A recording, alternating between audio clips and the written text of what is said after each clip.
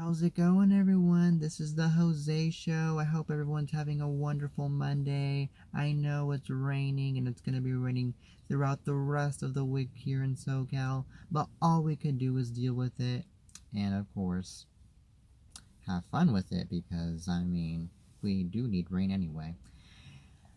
Now, we have a lot of topics to discuss about today, and one of them, of course, is Maroon 5, Travis Scott, and Big Boy performing at the Super Bowl halftime show. Now, let's start the show talking about this performance lineup, which has a lot of people with mixed reviews and mixed comments on this. Of course, this performance lineup isn't what we all expected. It's very different from the performances that we've seen throughout the past years in this event. We've expected for Rihanna to be performing. We've expected for maybe Beyonce to make another performance this year. But Travis Scott and Maroon 5 and Big Boy were definitely not even in the idea that they were going to end up performing at a huge event like the Super Bowl. Now, this right here is something to be discussing about because I honestly wasn't really all that a fan of the lineup. Not to be shady, I respect Travis Scott, Maroon 5, and Big Boy, but I think that they should have put someone better on there. They should have put someone like Rihanna. They should have put someone that we've known for years, like maybe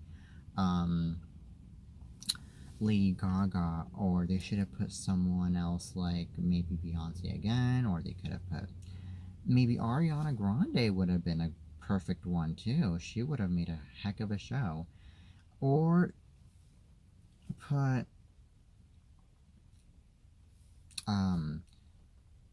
maybe Katy Perry. That would have been, or Taylor Swift. That would have been another great option. Especially since Taylor Swift just released her album not so long ago, just a year ago.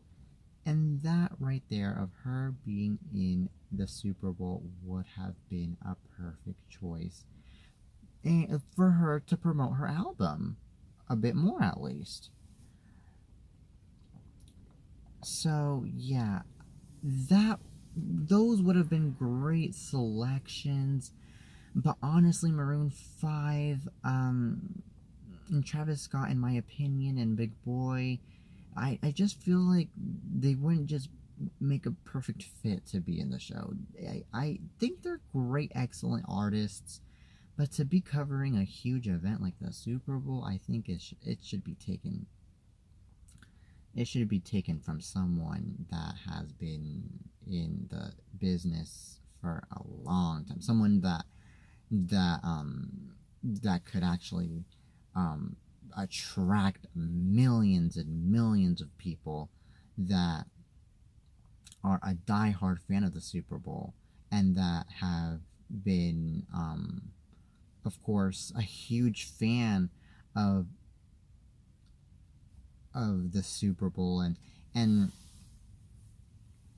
of course someone, and then of course millions of fans that know what kind of artist should be chosen to be performing, instead of going off choosing random artists like Travis Scott and Maroon 5 and Big Boy. Really, like, once again, I have respect for these artists, but the Super Bowl is it's meant for artists that really stand out there, that really call fans' attention. That's what I'm trying to say. So in this case, I feel like for all the people that have been saying the negative stuff about the Super Bowl halftime show, I don't blame you guys. I think I'm with you guys this one. And because of this, now I'm getting this huge feeling that the ratings are just gonna go down even more than last year. I think the ratings are gonna go even more down than last year because of this lineup that I'm sure isn't gonna call much people's attention. I mean, Justin Timberlake performed last year, and I think he did well. And he was a well-known artist, and it was just him that got to perform.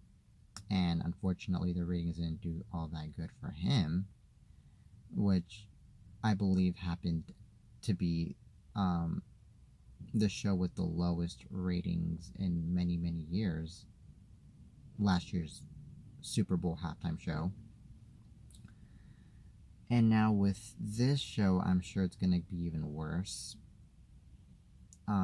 And by the way, I just feel like Travis Scott and Maroon 5, I feel like they're just not going to give that condiment, that taste to actually have that audience moving in a football game like this one.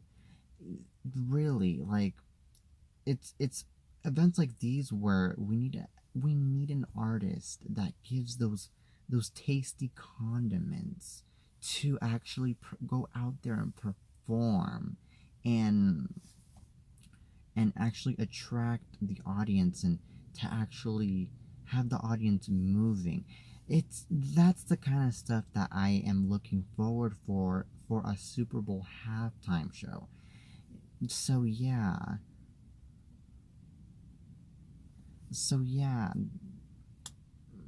that's all I gotta say.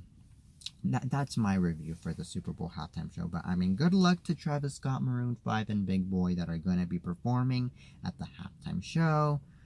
I hope you guys do good, and I hope the ratings do good. And that is all I gotta say. And by the way, the Super Bowl halftime show will be on February the 3rd. Okay, so now on to the next topic.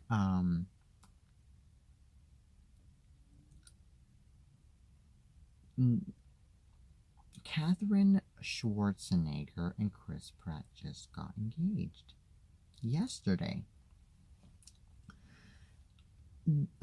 Chris Pratt's ex-wife, Anna Faris, immediately responded to the post that Chris Pratt shared onto his Instagram, saying, quote, "Congratulations to the both of you." And that was it. And Chris Pratt got engaged just 3 months after finalizing his divorce with the actress Anna Faris, which happened to be on my birthday on October 16 of 2018. Now, a lot of people have been criticizing and have been asking themselves that he's engaged already too soon after a divorce that was just finalized 3 months ago. And by the way, Chris Pratt and Anna Faris, they legally got separated on August of 2017, which happened to be a year before the divorce was finalized. So, in my opinion here, I feel like, and I hope y'all don't get to judge me. Well, I know y'all are going to judge me for saying this, but I think Chris Pratt has the right to live his life. I mean, at least he finalized his engagement, and he still wasn't. I mean, he finalized his divorce. That's what I'm trying to say. Oh my god, I don't even know what I'm saying. At least he got the chance to finalize his divorce with Anna Faris, and at least he wasn't in the process of divorce. divorcing while getting engaged to Katherine Schwarzenegger, at least he got to finalize it, which means that I feel like it's fine. I mean, I know it was recent when he got to finalize a divorce, but still, he has the right to move on with his life with new people, and the only thing that matters here is that he got to finalize a divorce with Anna Faris.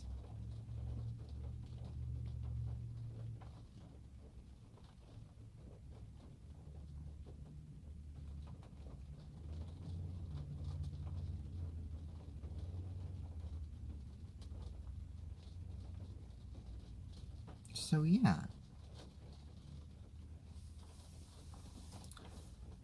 I just wish the both of them great luck, for Katherine and for Chris Pratt.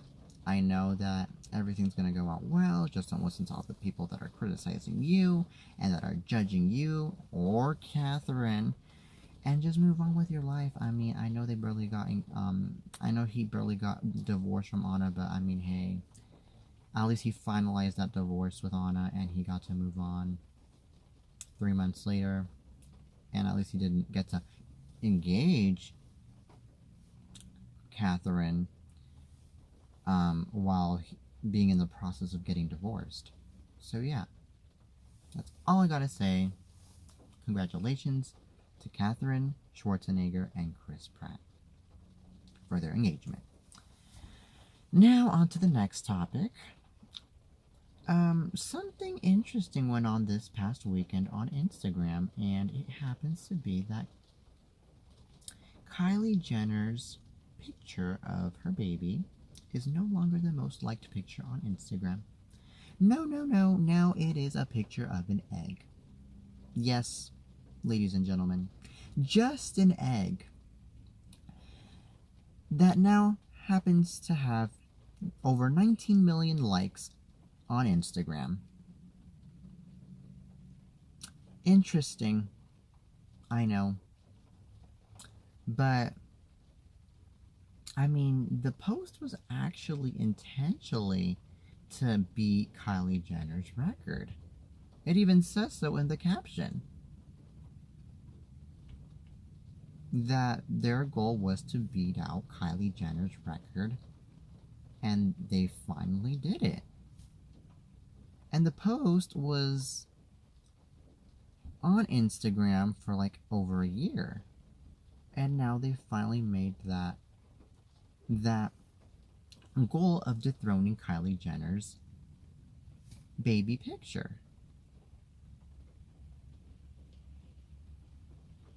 Interesting.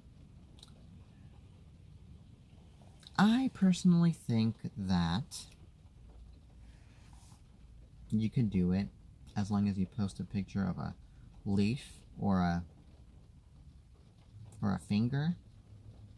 Just try to make it viral, try to promote it, and there you have it. Then sooner or later you'll dethrone Kylie Jenner's, or you'll dethrone the egg's record, and it will be the most liked picture on Instagram.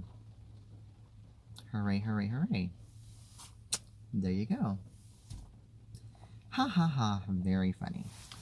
Anyway, that is all that I have for you guys today. I hope everyone enjoyed this show. Till next time.